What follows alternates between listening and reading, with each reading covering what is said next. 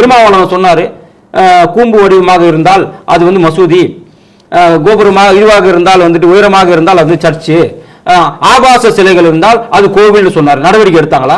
இப்படி தொடர்ந்து இவங்க இந்து மதத்தை இழிவுபடுத்தி கொண்டே இருக்கிறதுனால தான் ஒரு பிரச்சனை. இதுக்கு ஒரே ஒரு விஷயம் நடந்திருக்கணும். ஒருத்தர் வந்து ராமர் செருப்பால் அடிச்சார் பாத்தீங்களா, அப்ப அவரை செருப்பால் அடிச்சு இந்த தமிழ்நாட்டை விட்டு துரத்தின்னு சொன்னு வச்சுங்களா, இன்னைக்கு இந்த தீகாக்காரன் ஒருத்தன் கூட இப்படி பேச மாட்டான்.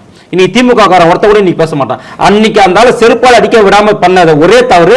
இன்னைக்கு இந்த இந்துக்கள் இவங்க பேச்செல்லாம் கேட்டுக்கிட்டு இன்னைக்கு அமைதியா சூடு சொரணம் இல்லாம சோறு திங்கிறான், என்ன திங்கிறான்னு தெரியல. திமுக இருக்கிற இந்துக்கள் வந்து என்ன பண்றான்னு தெரியல. நீ அவனா சோறு தான் திங்கிறானா, வேற என்ன திங்கிறானா, ஈனம் மானம் சூடு சொரணம் ஏதாச்சும் ஒண்ணு இருந்ததுன்னா அவன் கண்டிப்பா இந்த முறை திமுக ஓட்டு போட மாட்டான். இன்னைக்கு இந்த கேள்வி கேட்கறவன் நாளைக்கு உன் குடும்பத்தை தப்பா பேசுவான். உன் குழந்தை உனக்கு தான் பிறந்துதான்னு கேட்பான். நாளைக்கு அப்படியே அந்த கேள்வி அங்க வரும். அது வேற மாதிரி கொச்சைப்படுத்தி பேசுவாங்க. ஏற்கனவே நிறைய பேர் பேசியிருக்கிறான்.